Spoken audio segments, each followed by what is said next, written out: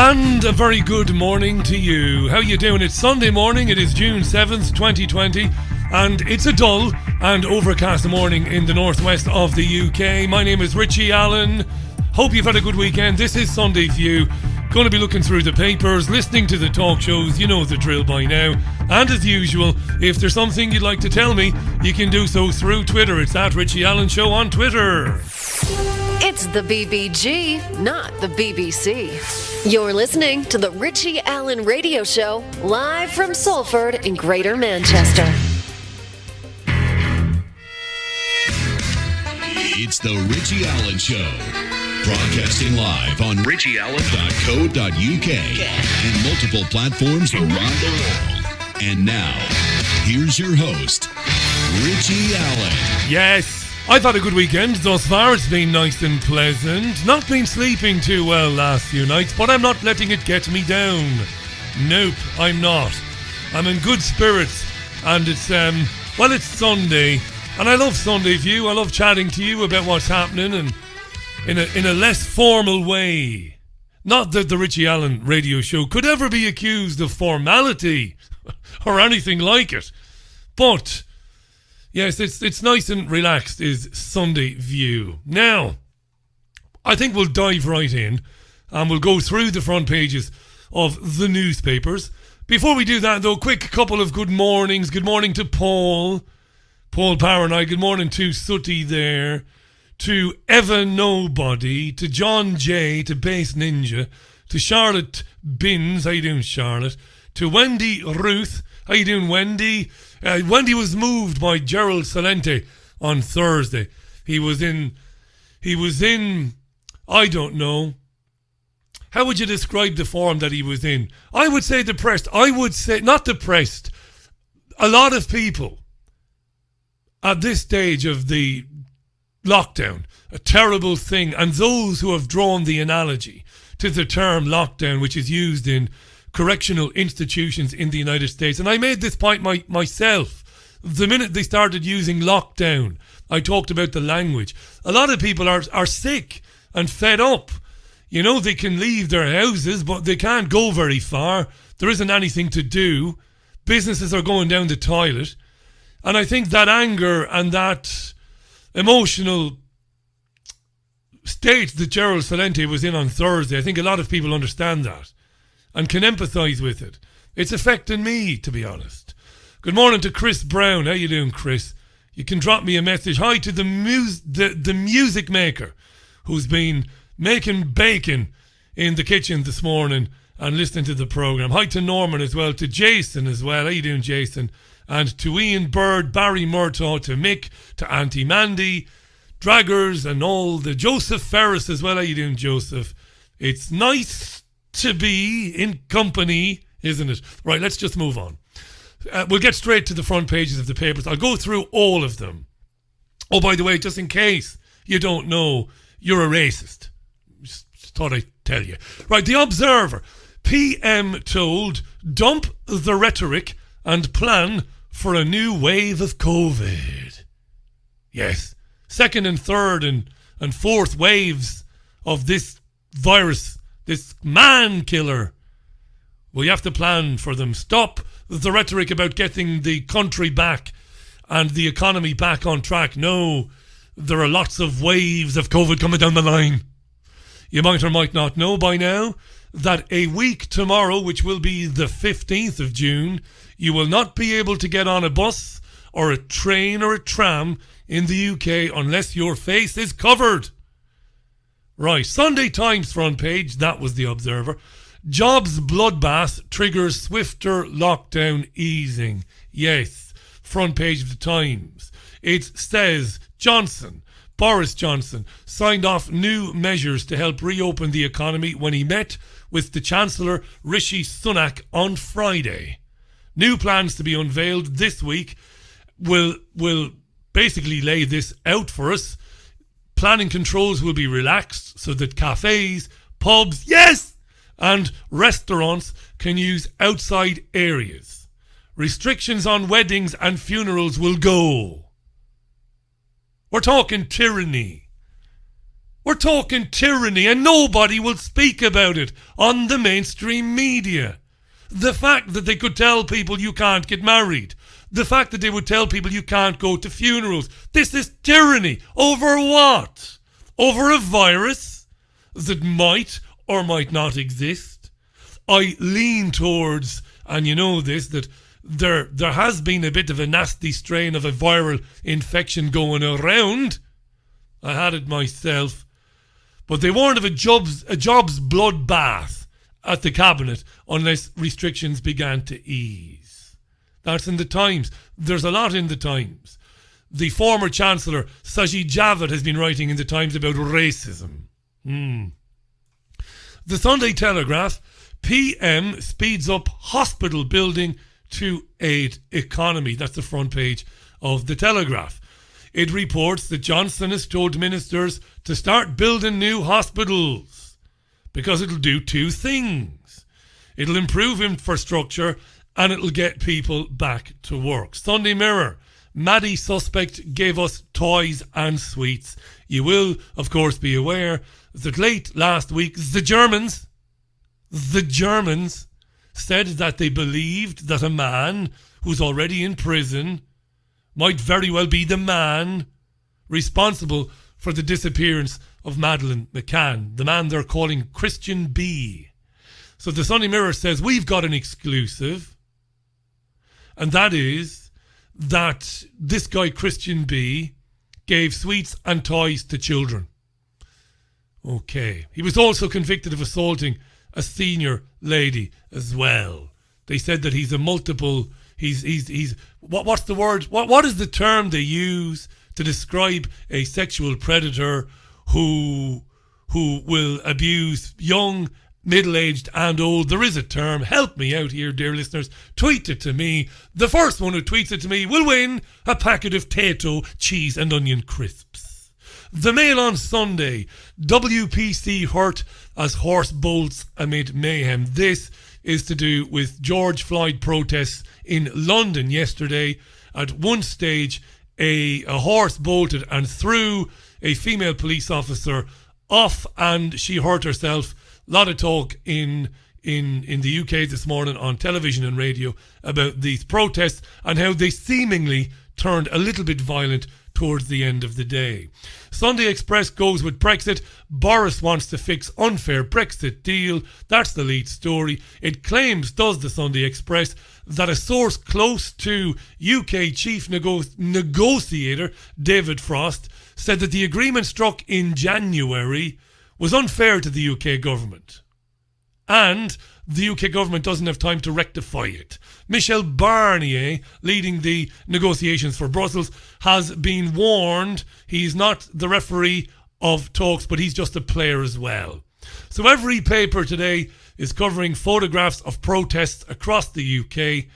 We live in a very, very surreal world. Speaking of protests, by the way, my great and learned friend and sometimes colleague, the wonderful Jean Ann Crowley of great film and stage fame and journalism, was at a protest in Dublin, at the GPO yesterday, and Jean Ann took the megaphone, addressed the crowd very eloquently there, and poured scorn on the raising of the United Nations flag above the GPO, which is a sacrilegious thing to do in Ireland.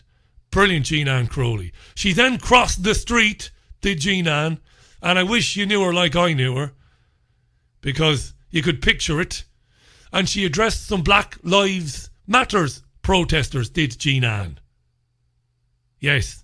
And while there, she gave them her tuppence worth, her opinion, that there is an Orwellian agenda at play, but it isn't exclusively picking on any ethnic group. She gave him what for, did Jean Ann Crowley. Get in there, our kid. And I love that. Absolutely. We'll talk more on that a little bit later on, maybe. By the way, I do want to mention Patrick from Donegal.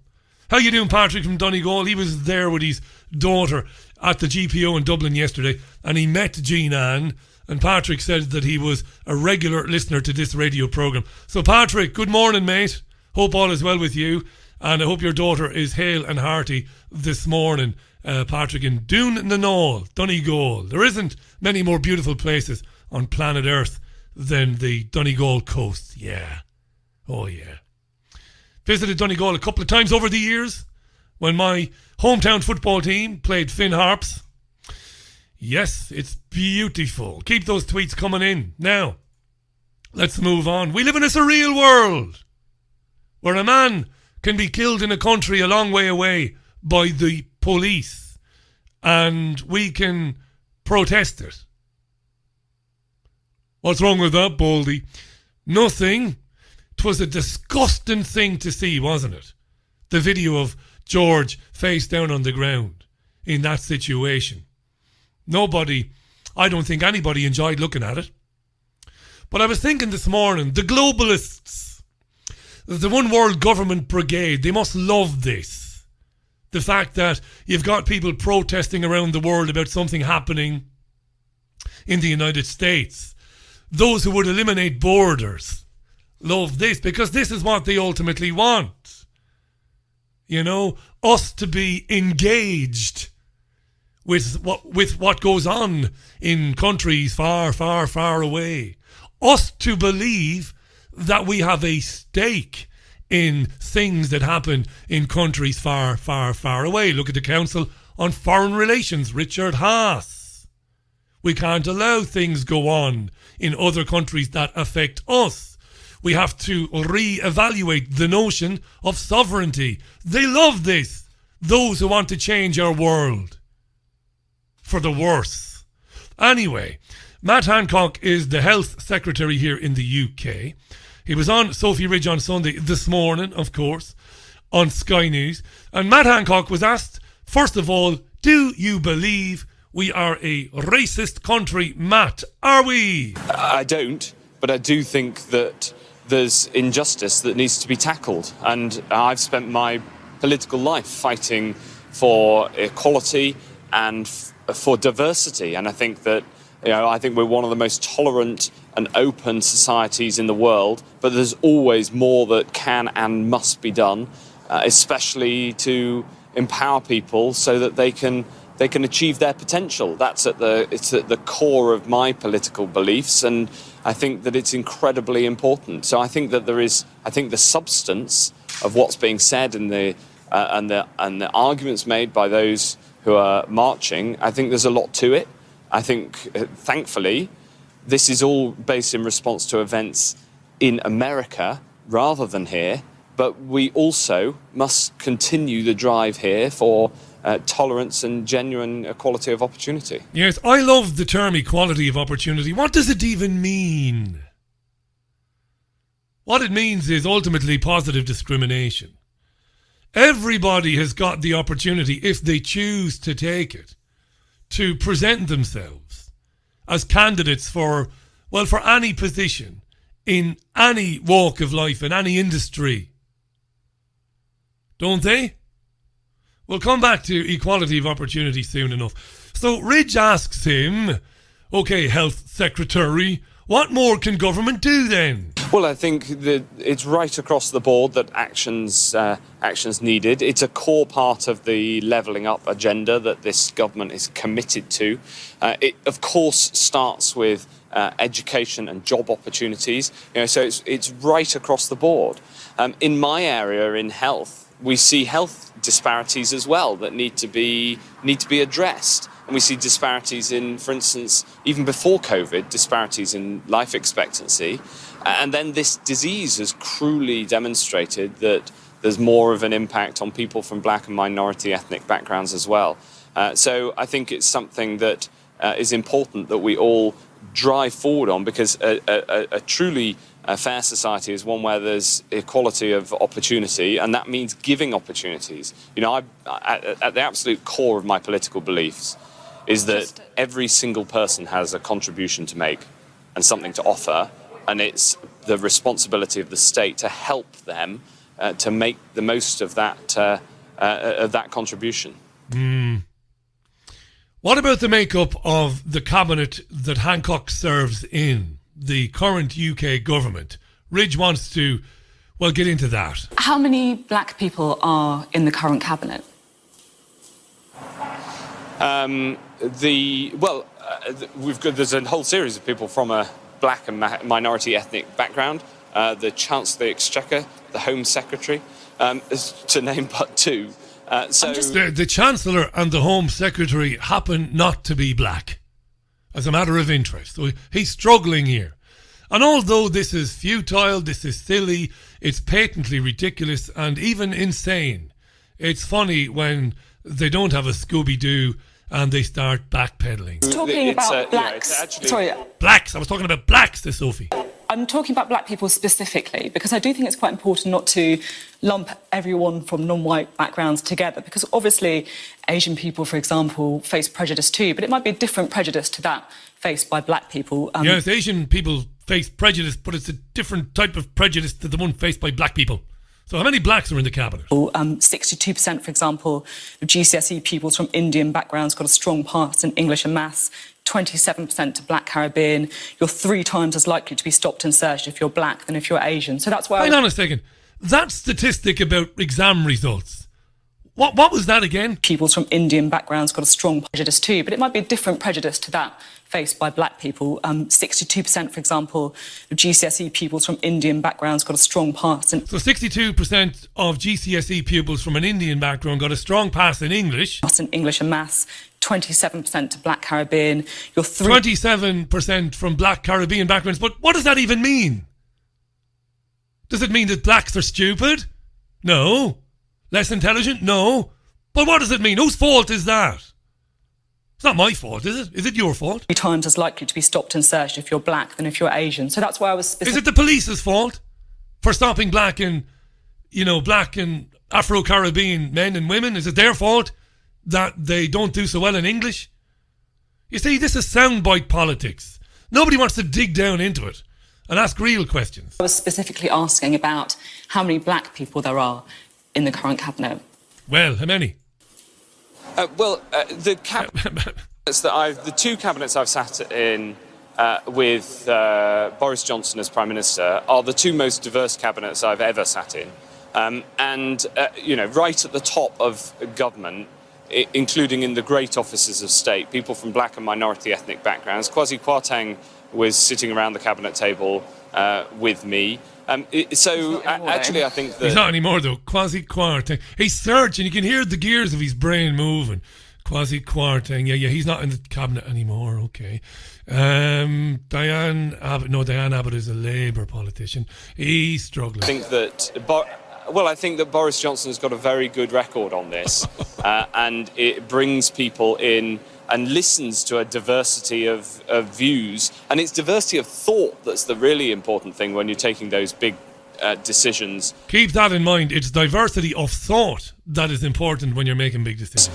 Around the cabinet table. So actually, are you saying then that people from black backgrounds shouldn't really worry that there isn't a single person from a black background at the current cabinet table because you have diversity of thought? No, what I'm saying is that the cabinets, the governments that Boris Johnson leads are some of the most diverse in the history of this country. I just was talking about the Minister for Equalities, Kemi Badenoch, who is taking forward this work. She's joined the government recently and been brought in by Boris Johnson.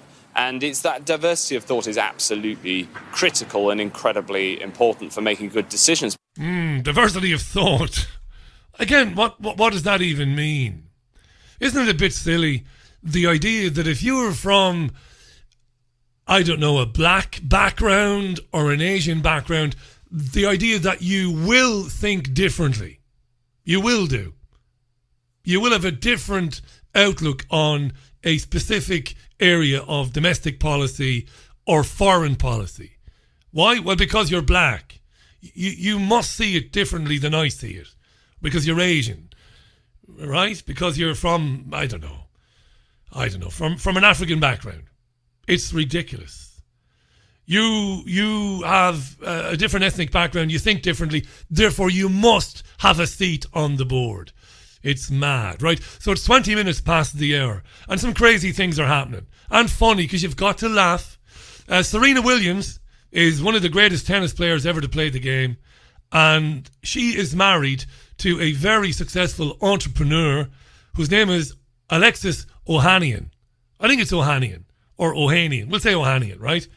And Alexis Ohanian is a white guy, married to Serena Williams, and he announced over the weekend his resignation from the board of Reddit, which is a social media company, which he co-founded or helped to found.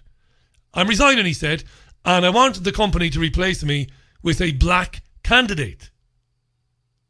And he implicitly linked his decision to do this with the killing of George Floyd. And bizarrely, Serena Williams, one of the greatest tennis players of all time, male or female, interviewed her own husband about his decision. Have a listen. When I thought about what those dollars could do for a community that has clearly suffered for far too long, and that I, with my power and my influence and my privilege, want to do something meaningful to start to show a change, to make a better world for Olympia. I wanted to be able to answer that question from her with the clearest conscience, and this was the way to do it. Why was it important for you to ask for a black candidate to fill your seat? Yes, good question, Serena. So you want to do it so your daughter will have respect for you. They have a daughter called, was it Olympia? I think they said Olympia, yeah. And my privilege and all the rest of that, Serena says, so why does it have to be a black dude or a black woman then? That board role, in this case, it's 1 out of 5 board seats.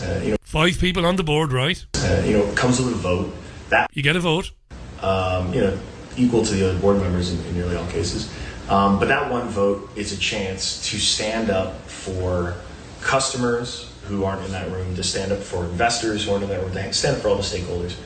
And while that does not actually connect to day-to-day operations of a company. Right, so you've got fuck all responsibility.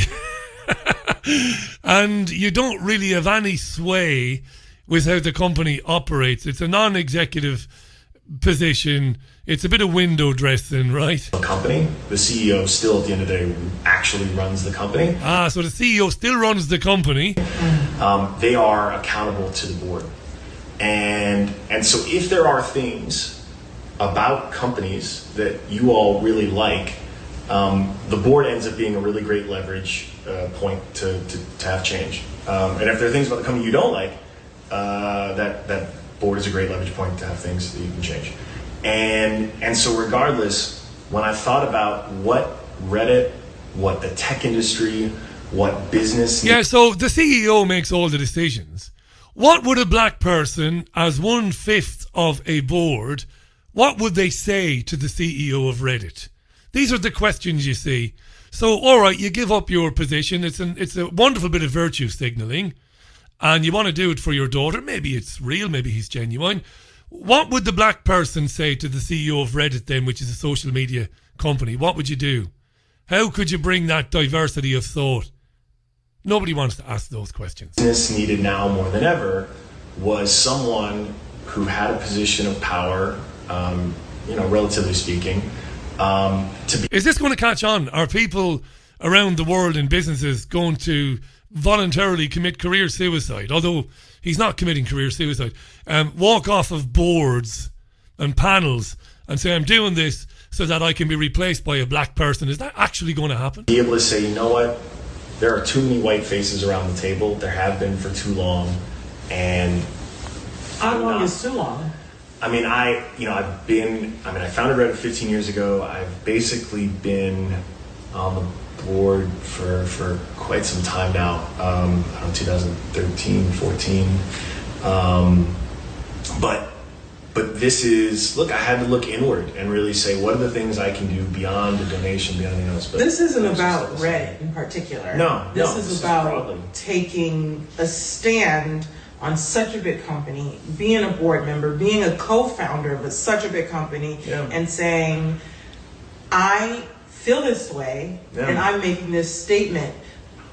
You have a black daughter, so this probably meant more to you and it touches home. He has a mixed race daughter, Serena. And don't put words in his mouth. It's home more to you than, other people can realize. I can't hear anymore. If you find Alexis Ohanian's balls, please mail them to Serena Williams, Flushing Meadows, New York City. Next time the US Open takes place, which could be 2 or 3 years from now, she'll get them.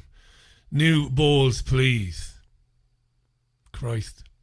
Let's hear from some prominent black men in the UK. Why not? It was men this morning on the BBC and Sky. First up, former footballer John Barnes on Sophie Ridge. Is racism a huge problem in the UK, says Sophie? Well, it hasn't got a problem like the US in terms of black policemen killing black people on the street, as we saw with the George Floyd fiasco. However, in terms of the disenfranchisement of the inner cities, of the black community not being given access to healthcare, social care, jobs, housing, it's exactly the same. But of course, what we are witnessing in the US, which has outraged people, is the visible face of racism. And the visible face of racism in terms of footballers being abused, the George Floyd situation, and the police, it's an obvious and easy thing to be outraged about. We should be equally as outraged. The fact that our young black kids in the inner cities aren't being given an education, they're not being given housing, and job promotion possibilities. So it isn't like the US in terms of the violence that we may see, but in terms of how impactful it is negatively on the black community, it's exactly the same. You've often spoken about the need to speak up for what you describe as the voiceless and to really focus, I guess, on racism that's experienced by underprivileged black communities. Do you think that there's been enough of a focus on that when it comes to the debate on whether the UK is racist? No, there isn't, because it's about as I said, the visible face of racism, the footballers and the black actors and black singers who may not get Oscars or may not get, Emmys. And of course, from the police perspective, in terms of, people being stopped and being arrested. But for 90%, more than 90% of the black community, they may not come up against that. However, what they do come up against is the fact that their children aren't being given education, they're not being given housing. Their children are not being given education and not being given housing. And he said this earlier on in the interview. He said the disenfranchisement of young black men, barrier to opportunities, education, housing. That's not true. I don't care where you sit in this racism debate. I don't care what side of the debate you are on. It is simply not true that the opportunity to attend school and the opportunity to attend third level education is not there for black people. That's a whopper of a lie. Now, John's not lying. I believe that John Barnes believes this. I like John Barnes. Great footballer. Very eloquent man. And to be fair to John, he ordinarily sees the issue of racism as more of a nuanced one than just simple sound bites. I like him. But where's the evidence that black people in inner cities are not given access to education? I don't see any evidence of it. Let's hear a tiny bit more from John, and then I've done my own research on deprivation and access this morning. And what I found will make uncomfortable reading or listening for people who are black and who are convinced that they do live in a country that is institutionally racist. They won't like hearing it, but I'm going to say it anyway. And access to social care and how big the problem is. So that's why I would like the people... Access to social care as well, he said. Access to social care is hugely difficult for everybody in this country. Austerity, Cameron, Clegg, 2010, the post-2008 manufactured financial crash, lack of funding. It's not black people who can't get access to care. It's everybody. People with the platforms. My platform isn't that great anymore. I'm not a footballer anymore, but I have a small platform. And I won't use my platform to say how terrible it is for John Barnes because he can't get a job as a football manager, as much as I do know that is an issue as well. But John, again, and this pisses me off because he's usually much more cerebral in his approach, John Barnes, much more cerebral. This football manager bullshit. Platforms. My platform isn't that great anymore. I'm not a footballer anymore, but I have a small platform. And I won't use my platform to say how terrible it is for John Barnes because he can't get a job as a football manager, as much as I do know that is an issue as well. I'd use my platform to talk about. John Barnes had opportunities to be a football manager at some very, very big football clubs, including Celtic. And not to put too fine a point on it, John was wretched. He wasn't very good. It had nothing to do with the colour of his skin. Wasn't very good. Most genius football players, and John Barnes the genius, don't make very good football managers. It's a fact. And John's lack of offers from football clubs now in 2020 are more to do with chairman thinking, Barnsley, yeah, brilliant guy, very smart, not much of a manager. I'm very disappointed that he would equate his lack of opportunities in management to racism. He had the opportunities, he wasn't very good. Right? In my opinion. This is shocking. Let me, I mean, it really is. Because we live, and you know I don't blow my own trumpet. I don't, but the term, I'm pretty convinced that the term post-fact world, I began using it 6 or 7 years ago. It's caught on now. But I've been using it. I used it before I ever heard it. We live in a post-fact world. Facts don't matter. Feelings matter. Experiences matter. Listen back to my interview with Kevin Maxwell, the police officer, last week, the former police officer, who tried to play some games with me and imply that I'm part of the problem because I don't take people's truth. That I would question somebody who says I had an experience of racism. That I should believe it without ever probing into it. Or asking, well, tell me what happened, or maybe this, or maybe that, or maybe it wasn't quite the way you thought. No! If we say this is the way it is, it's the way it is. If I was born with a big massive dick and a pair of balls, and I say I'm a woman, well, I'm a woman. It's the same thing. I don't get opportunities as a football manager because, well, it's racist. No! Maybe not. Maybe it is. How do I know? It's my job to say, well, maybe not. You're at Celtic, man. Right? Celtic is a massive football club worldwide. You didn't do very well, John. But they gave you the gig. Now, as for black men and women not getting access to education and housing, that's just bullshit. I mean, it is patently bullshit. Here's a study that came out last year. The biggest study of its kind. Last year, BBC, Guardian, all these liberal organisations endorsed it. They wanted to find the most deprived neighbourhoods in England. And the findings were pretty startling. And again, they didn't make particularly good reading for people who want to believe that black people are the most put upon or oppressed people institutionally in the country. The findings of the survey suggest otherwise. Now, I'm not suggesting that black people are not, don't live in hardship, that some black people don't live in very disadvantaged areas or backgrounds. Of course they do. I've never said that black people in this country haven't been or won't won't bump into or rub up against racism. Yes, I'm sure they will. Doesn't mean the country is racist. There are idiots living everywhere. Now, mass study last year, 8 of the 10 most deprived neighbourhoods in England are in Blackpool. Villages in Essex like Jaywick, Liverpool, Middlesbrough. These are the most deprived areas in the country. The government and various academics looking into this ranked nearly 33,000 neighbourhoods and found that in the north of the country and in places where there wouldn't be such a where black people wouldn't be so prominent, suffer more in terms of levels of income, employment, education, health, crime, housing services and their living environment. This was last year. The top 10, Liverpool, Anfield, Liverpool, the number 10 worst in the country. And 8 of the top 10 overall, Blackpool. Let me read you a few statistics. The proportion of neighbourhoods classed as highly deprived. So, Middlesbrough, 48.8% of its neighbourhoods, because Middlesbrough is a big place with lots of neighbourhoods.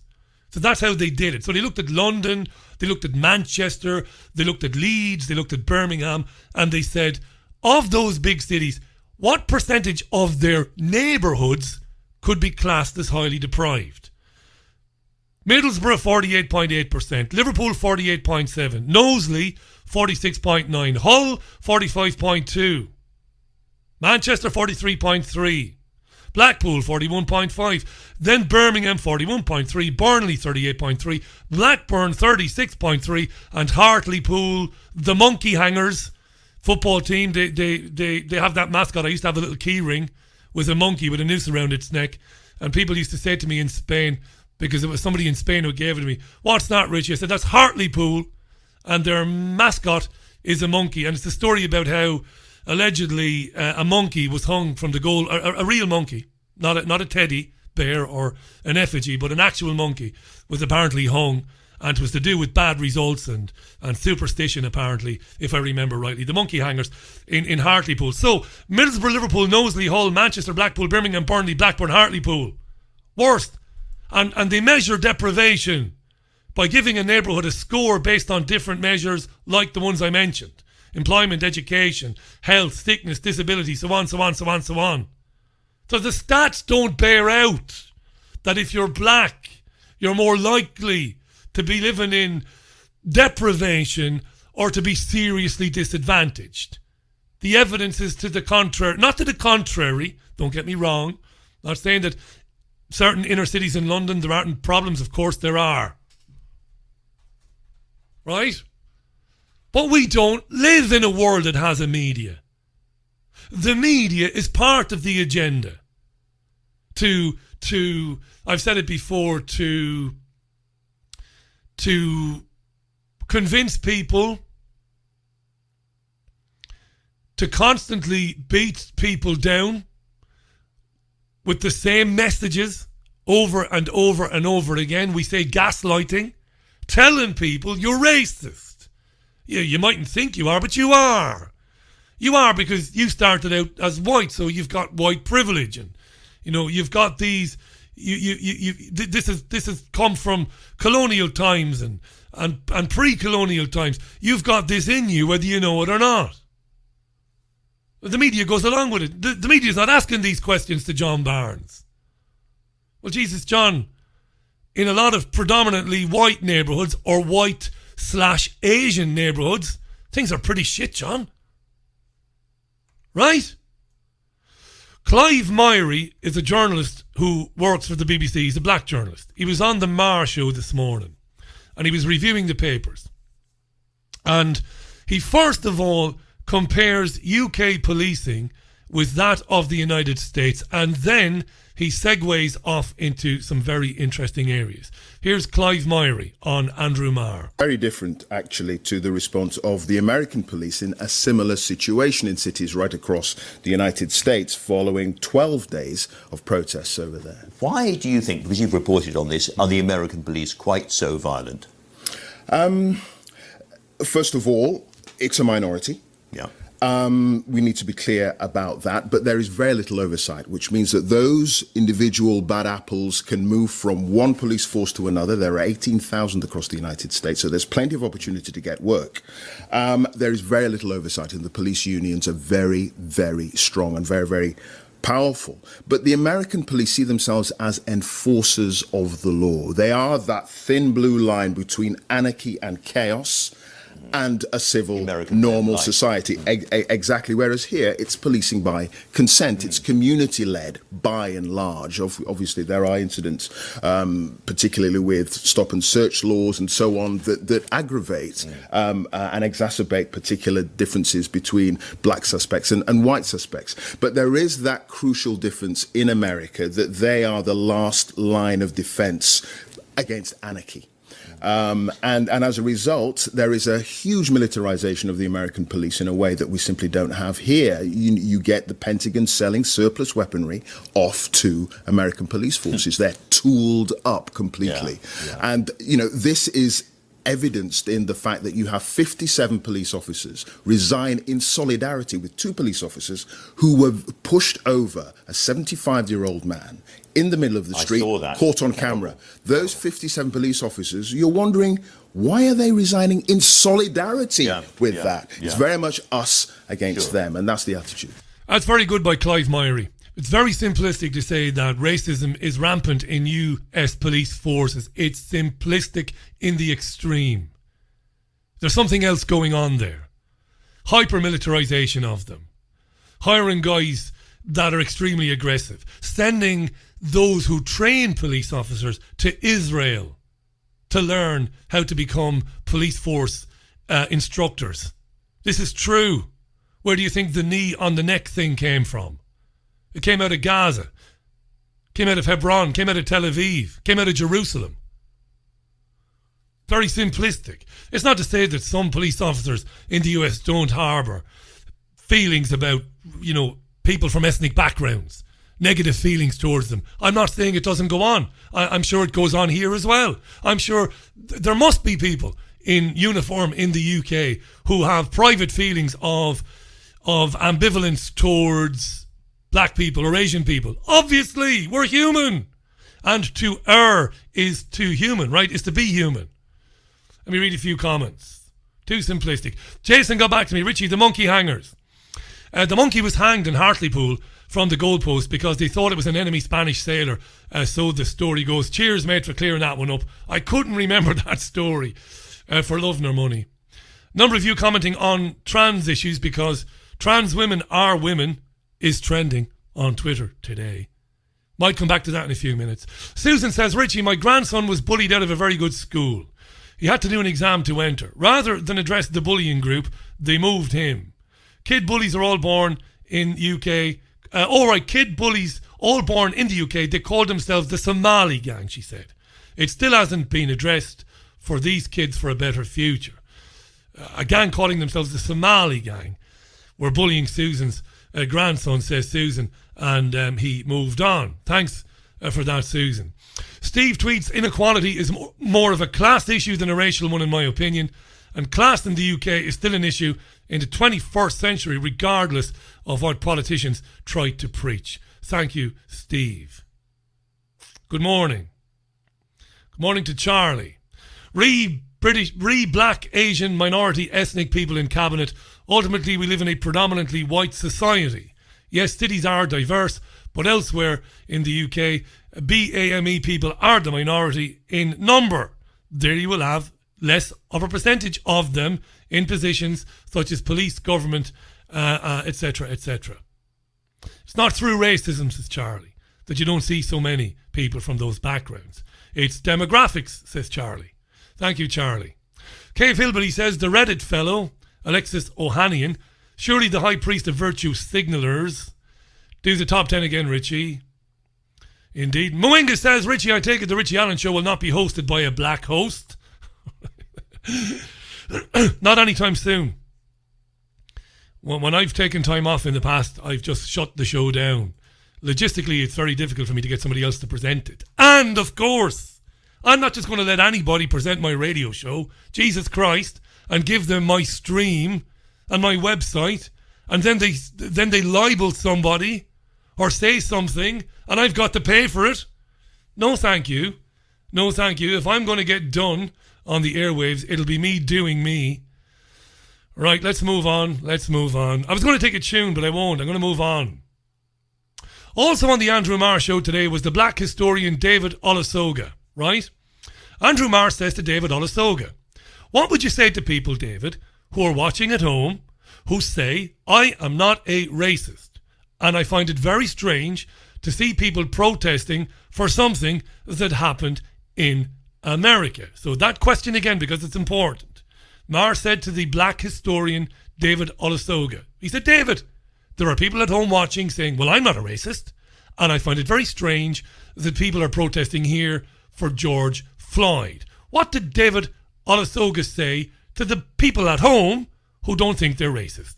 I'd ask them to listen to the protesters. The protesters are demonstrating, they're on the streets because they see parallels and echoes in their lives, in their experiences, in their relationship with the police, in what's happened to George Floyd. And there's a long tradition of black people in different countries, different parts of the world, joining together at moments like this. So I'd ask people to listen to the protesters, to ask why black people feel this connection when they look at what happened to George Floyd, that they see echoes of their own life, rather than dismiss it.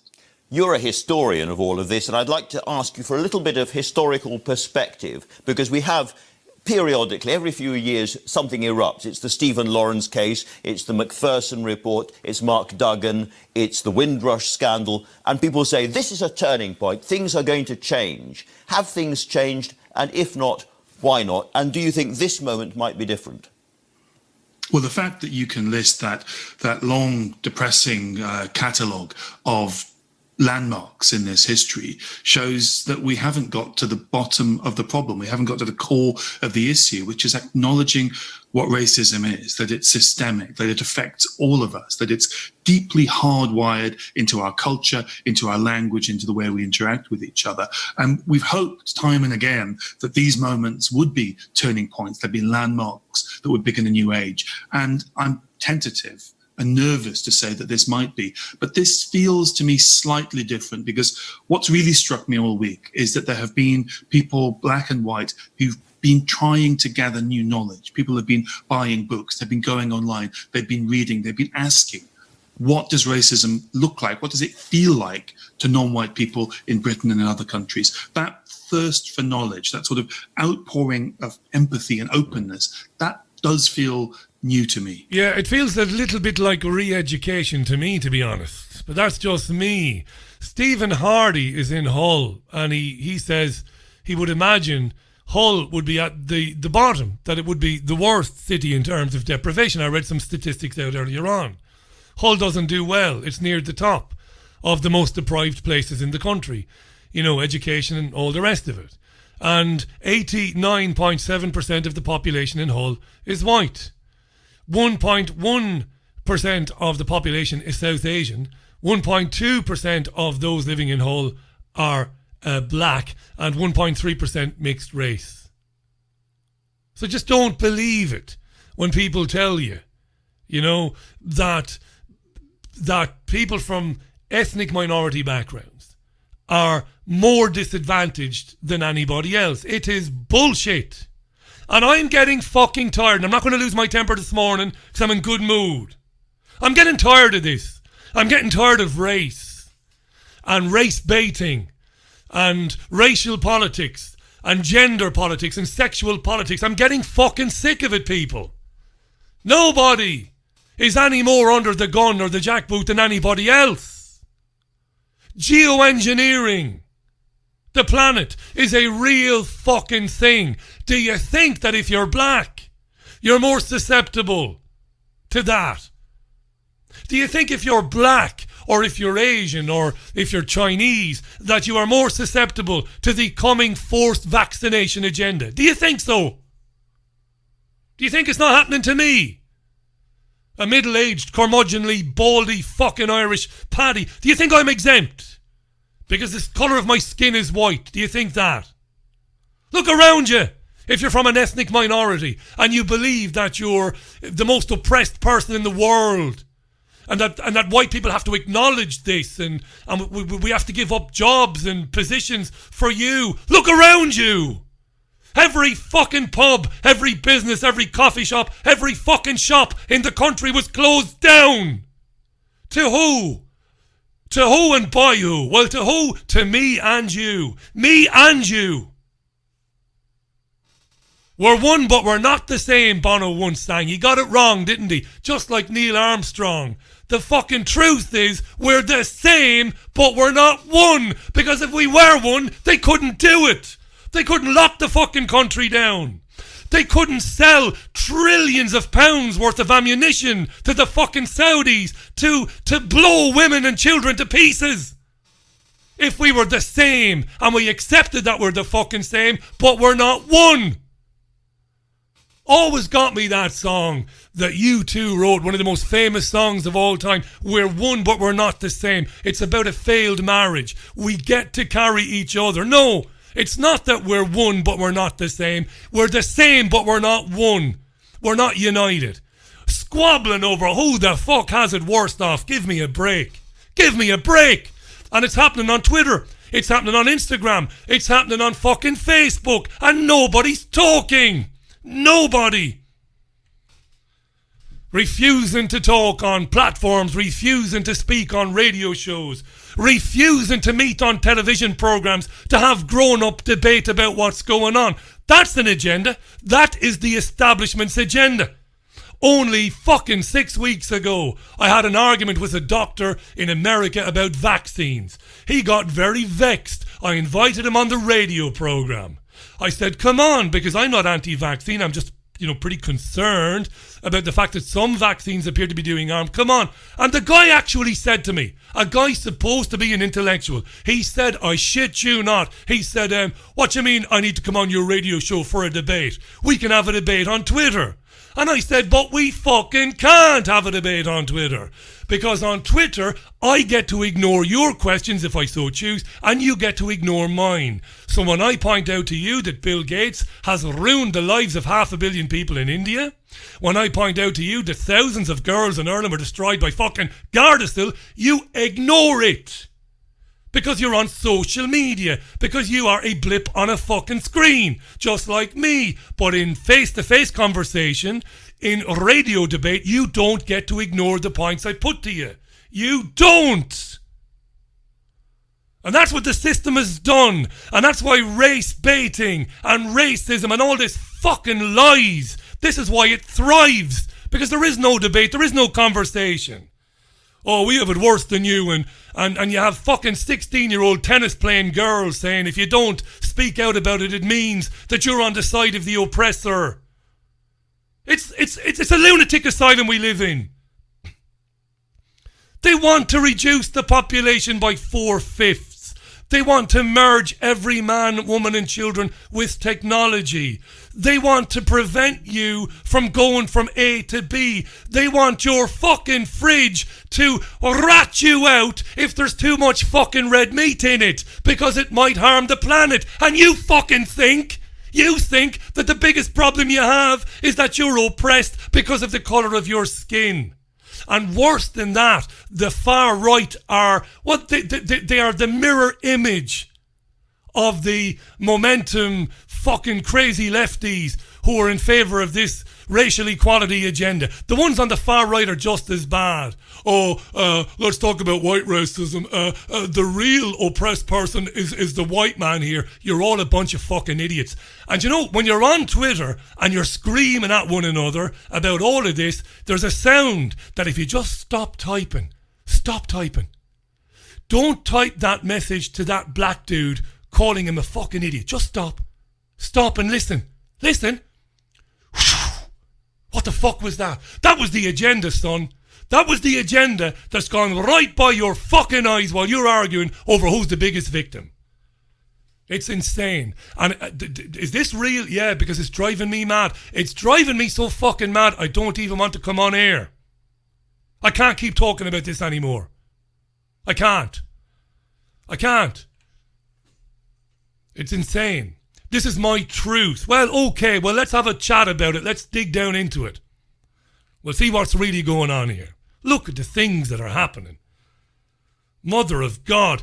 From tomorrow week, you can't get on a bus without a mask. The next step is they're going to suggest that maybe it's best for everybody who is outdoors to be wearing a mask. That's the next thing. A friend of ours, a very good friend, she's a neighbour, and a good neighbour, and she works in a school. She said it is fucking tyranny.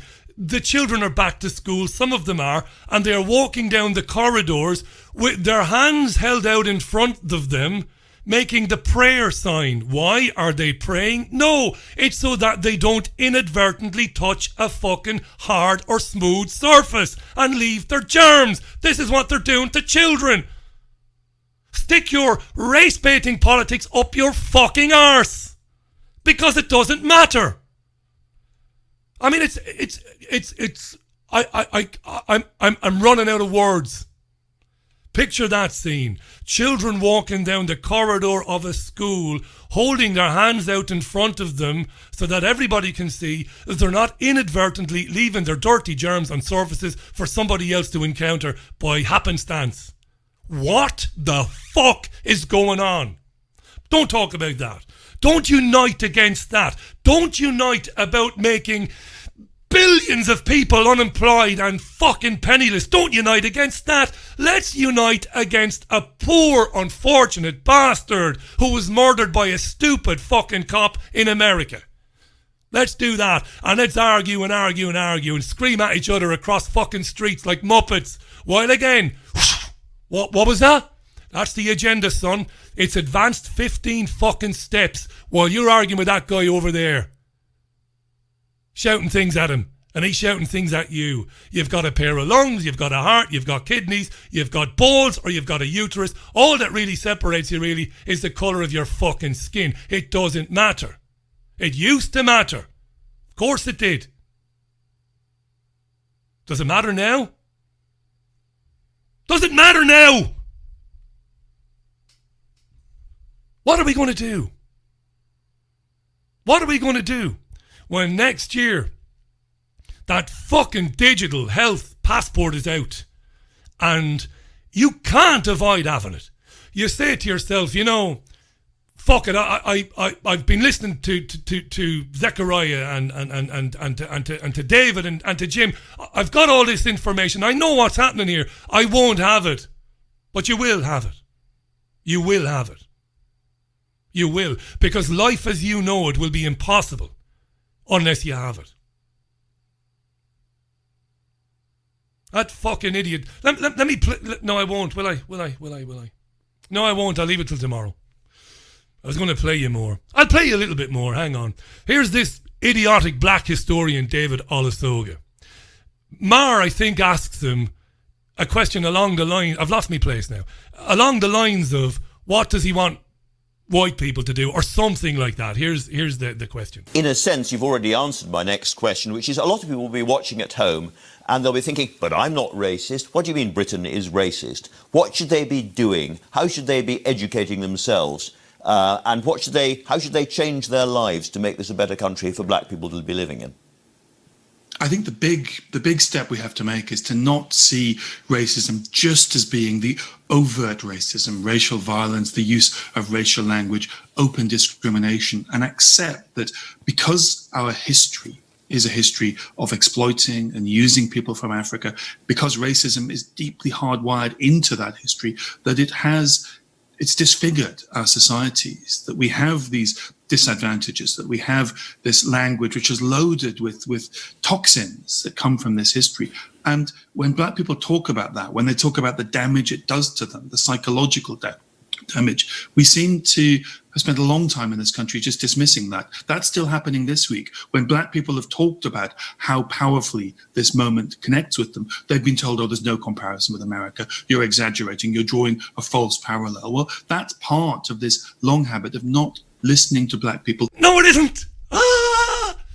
It's somebody disagreeing with somebody. Holy Jesus. This is what Kevin Maxwell said to me last Monday.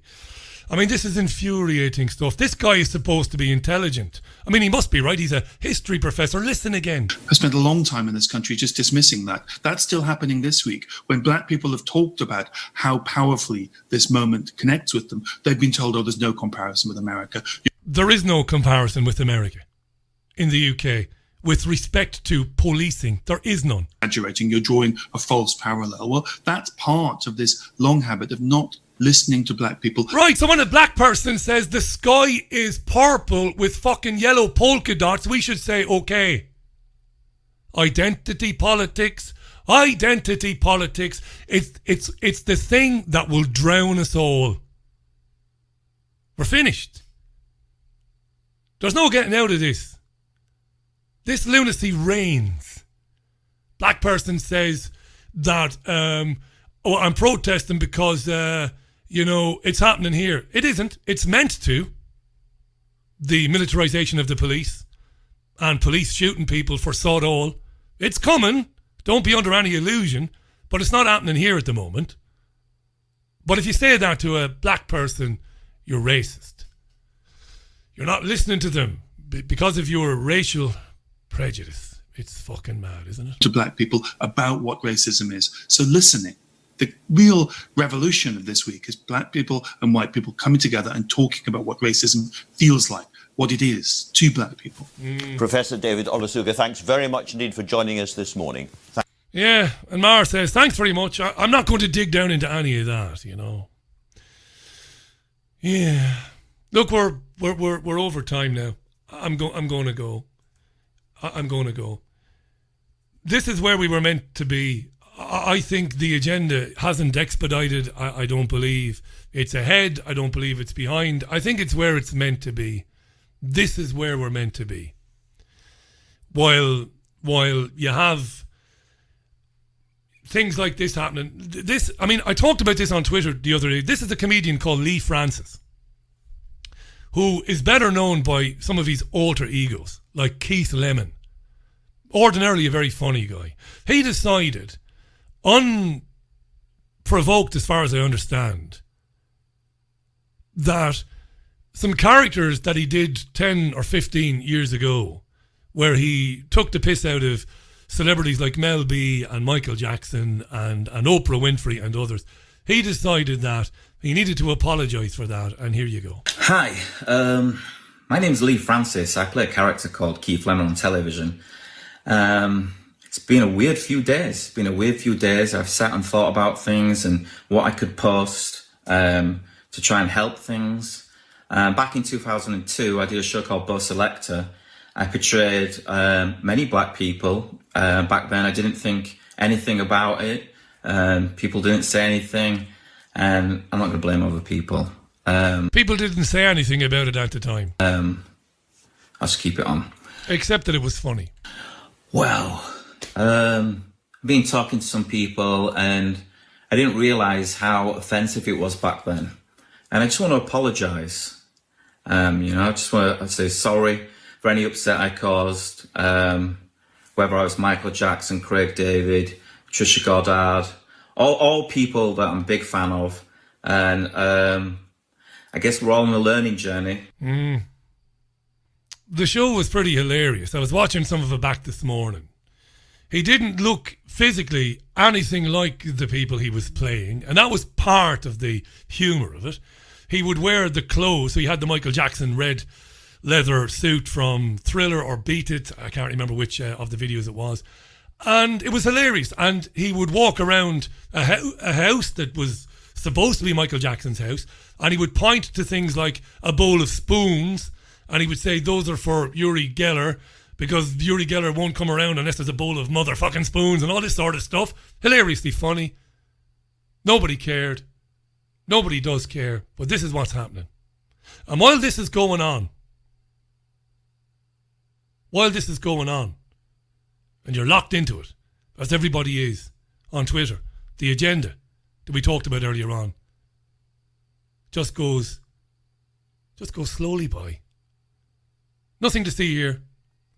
It's all fine. You carry on arguing over whether this was racist or that was racist or he's racist or she's racist or who's the worst off or who's not the worst off. Carry on, and we'll keep legislating for things like wearing masks in public, telling children to walk around schools with their hands out in front of them, visors everywhere, forced vaccination, carrying a digital health passport which determines whether or not you can go certain places or see certain things. We'll do all of that, and you carry on killing each other over things that don't matter.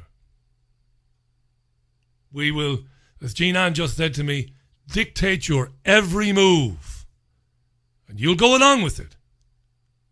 Because it's almost like the system, which isn't hidden, the agenda isn't hidden. It's like, hey guys, we're just going to take away every motherfucking freedom you ever had, right? And you're like, stop bothering me right now. I'm having an argument with a guy in London about knife crime and about blacks being stupid and blacks being violent, and he's having a go back at me.